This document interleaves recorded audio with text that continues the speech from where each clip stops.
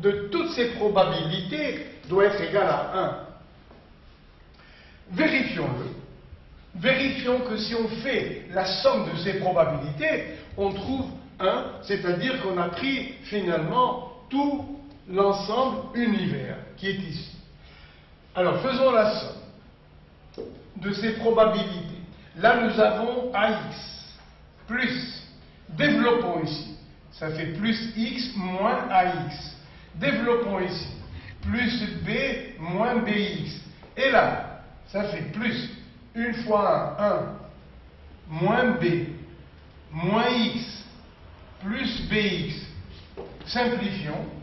Moins BX plus BX. Plus X moins X plus B moins B plus AX moins AX. Et qu'est-ce qu'il nous reste dans la somme? Il nous reste ce 1.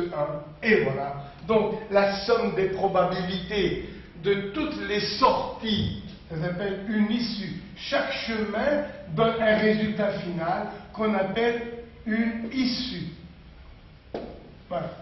Ici, nous avons l'issue numéro 1, numéro 2, numéro 3 et numéro 4. Tous les problèmes, de très nombreux problèmes, se résolvent avec l'arbre, qui est très facile à faire. Et maintenant, le temps d'effacer, et je vous invite à commencer les problèmes que j'ai écrits au tableau. Alors, je lis avec vous ce texte. Un responsable de magasin achète des composants électroniques auprès de 2 fournisseurs. On va les appeler F1 et F2.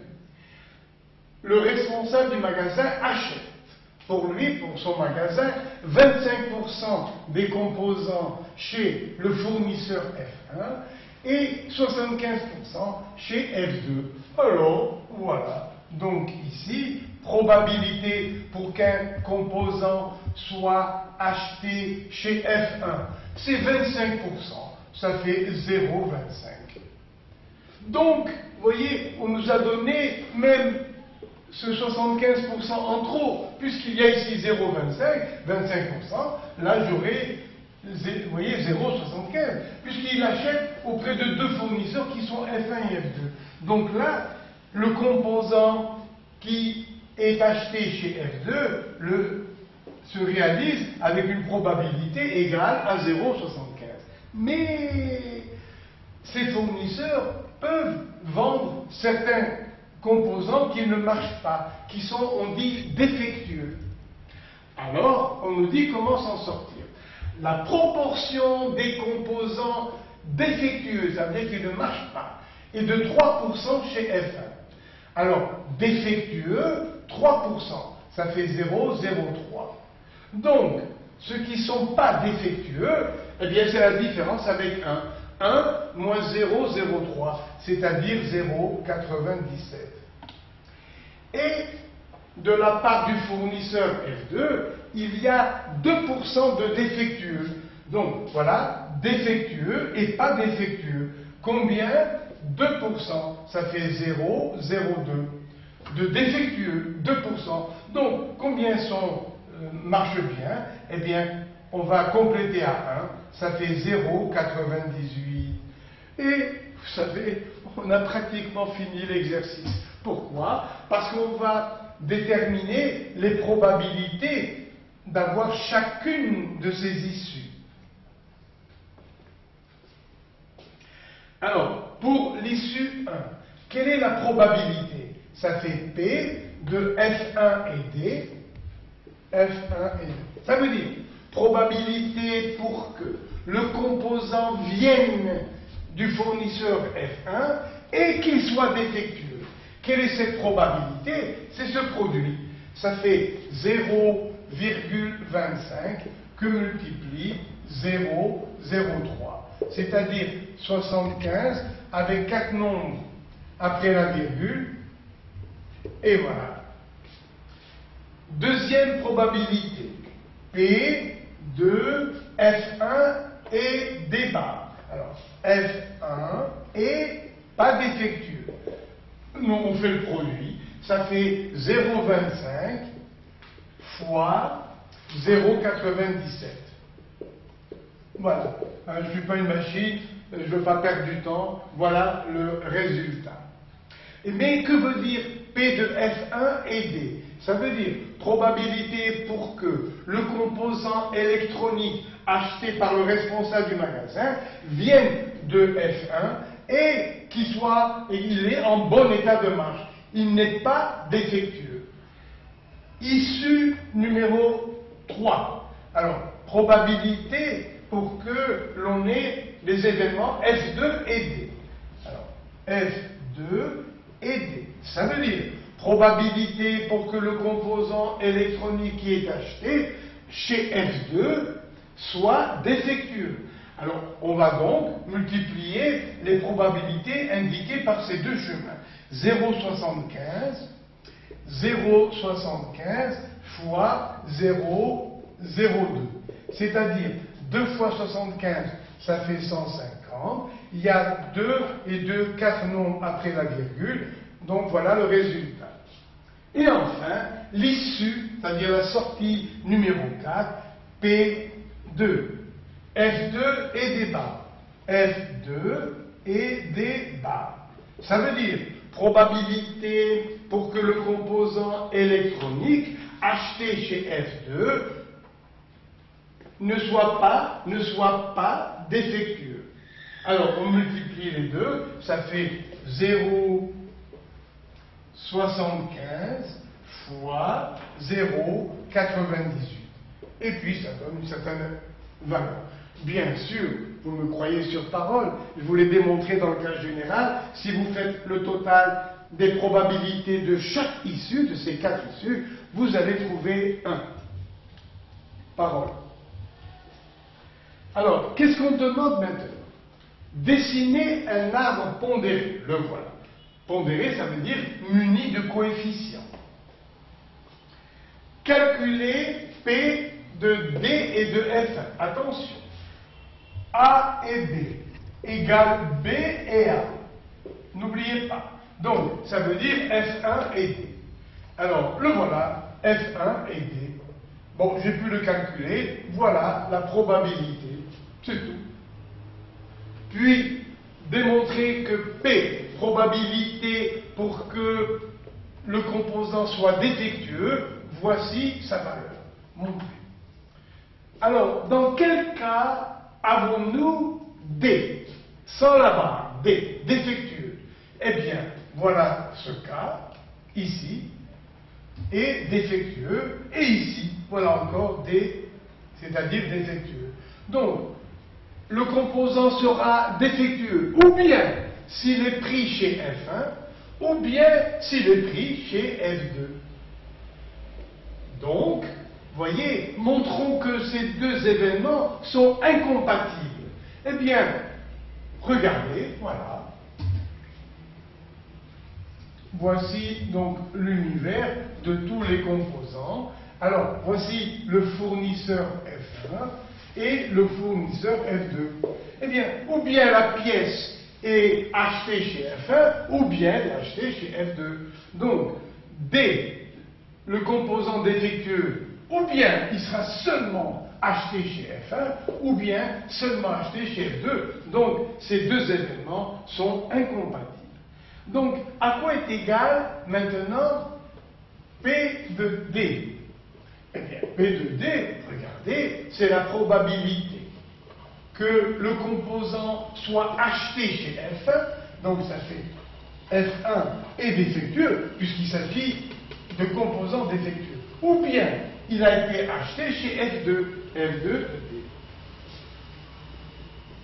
F2, probabilité de réaliser F2 et D.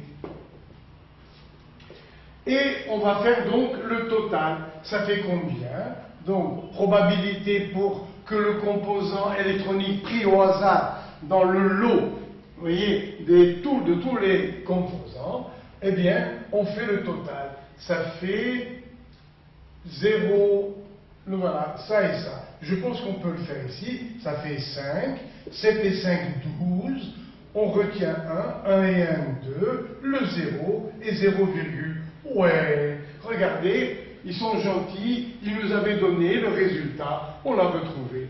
Et maintenant, ce que j'ai écrit ici, c'est-à-dire pour avoir l'événement D, on l'a ou bien dans l'issue 1 ou l'issue 3. Regardez comment je vais l'écrire. Probabilité d'avoir D, ça fait probabilité d'avoir D et F1, d'accord. Plus probabilité de réaliser l'événement D et au lieu de F2, puisque c'est ou l'un ou l'autre, eh bien, je vais mettre qui n'est pas chez F1. Eh bien, on retrouve ce que j'ai trouvé là dans l'autre tableau, c'est-à-dire, je vais reprendre les lettres A et B. Regardez, probabilité de réaliser B et A égale probabilité de réaliser B et A. Alors, B inter A. Alors, ici, c'était P de B. Alors, probabilité de réaliser B. Il faut que je refasse le dessin. Regardez, voilà A et voilà B. Donc, pour avoir B, je peux l'avoir ici ou là. Donc, P de B égale P de l'intersection, plus probabilité d'avoir les éléments qui sont là. Ceux qui sont là sont dans B, bien sûr, et ils ne sont pas dans A. Alors, regardez, P de B égale P de B et A, ici, plus P de B et ceux qui ne sont pas dans A, c'est-à-dire sans A. Comparez ces deux, c'est juste les lettres qui changent. P d'avoir un composant défectueux égale P de D et F1 plus P de D et l'événement contraire de F1, c'est-à-dire F2. Donc tout le temps, dans chaque problème, on vous demande les probabilités des issues et après, on vous demande la probabilité de l'un des événements ici. Et vous faites la somme pour l'avoir. Troisième question. Sachant qu'un composant est défectueux, dès que vous voyez, sachant qu'un composant est défectueux, ça veut dire on se place dans les composants défectueux. Quelle est la probabilité pour qu'il provienne de F1? Donc, quelle est la probabilité qu'il vienne de F1? Alors là, on se sert encore du théorème vu dans l'autre séance. Je me permets d'effacer et tout simplement ici, c'est tout. Alors, regardez. Dans l'autre séance, nous avons établi le théorème P de A et B égale P de A que multiplie P de B dans A. Donc, à quoi est égal P de B dans A? Regardez, P de B sachant A, vous voyez, P de B dans A égale, exactement comme on a 6 égale 2 fois 3. Regardez, 2 fois 3. À quoi est égal ce 3? C'est 6 divisé par 2. Donc, P de B dans A, c'est ce résultat divisé par P de A. Ça fait P de A et B sur P de A. Comment retenir facilement? Regardez, P de B dans A. Alors vous le prenez tous les deux. Ça fait P de A et B.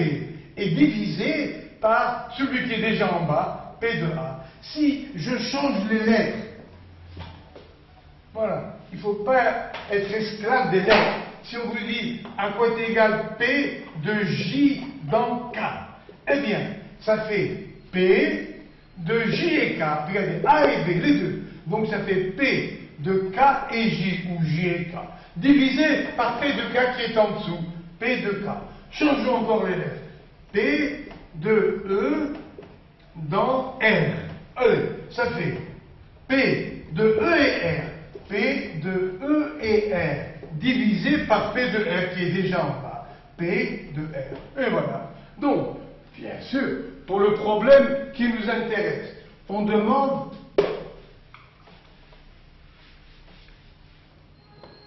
vous voyez, P Ah oui.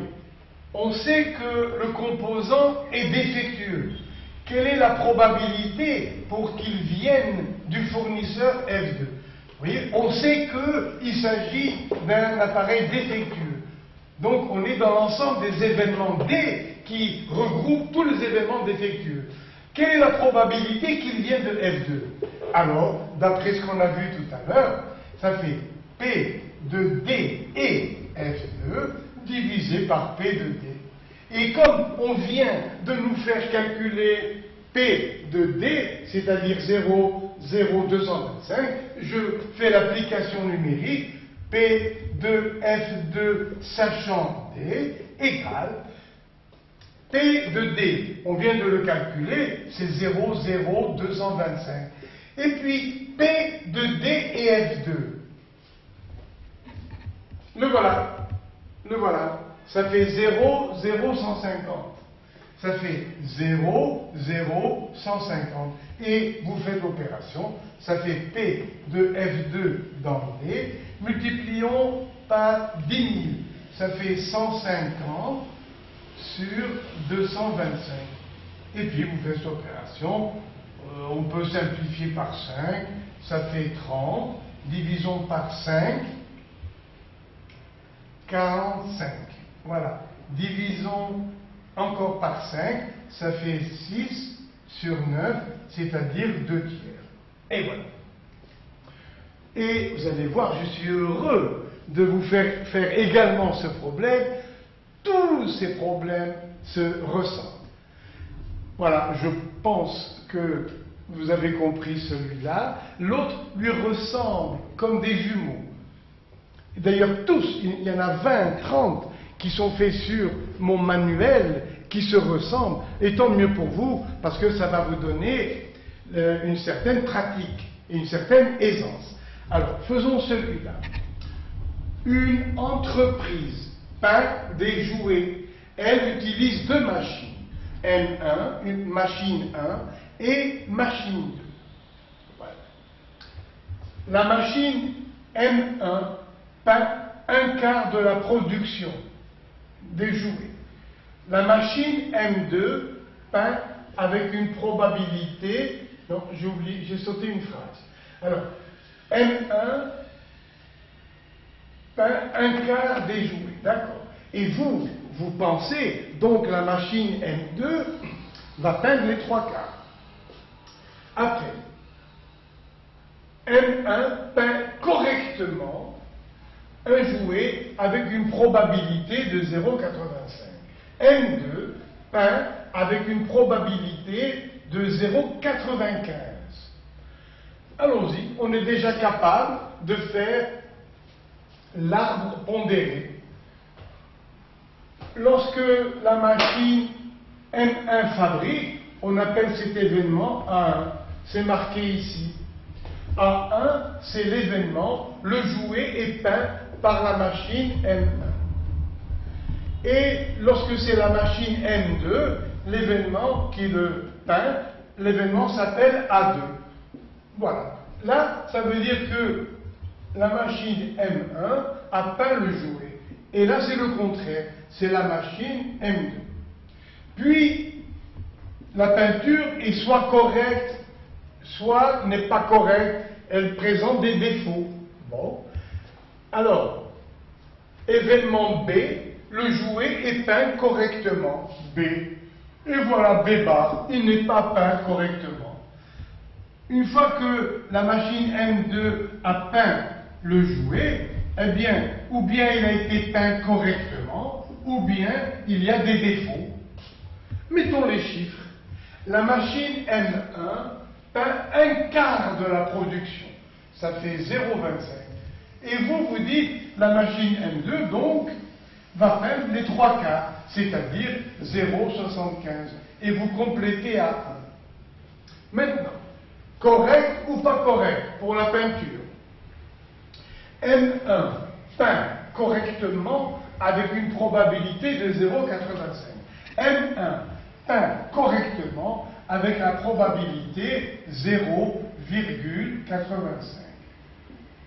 Et elle peint avec des défauts Avec quelle probabilité? Eh bien, vous complétez à 1, ça fait 0,15. La machine M2 peint correctement avec une probabilité de 0,95. Donc, les articles, les jouets mal peints, ce sera le complément à 1, c'est-à-dire 0,05. On a pratiquement fini le problème.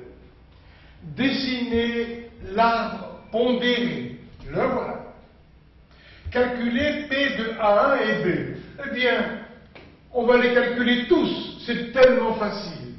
On va calculer les probabilités de toutes les issues. Allons-y, celle-là. Probabilité d'avoir les événements A1 et B. C'est-à-dire, probabilité pour que le jouet soit peint par la machine M1 et soit correctement peint. Voilà. Ça fait le produit des deux, 0,25 fois 0,85. Issue numéro 2, probabilité de A1 et B bar. Ça veut dire probabilité pour que le jouet provienne, vous voyez, soit peint par la machine M1, mais mal peint. Il n'est pas peint correctement. Quelle est la probabilité? On multiplie les probabilités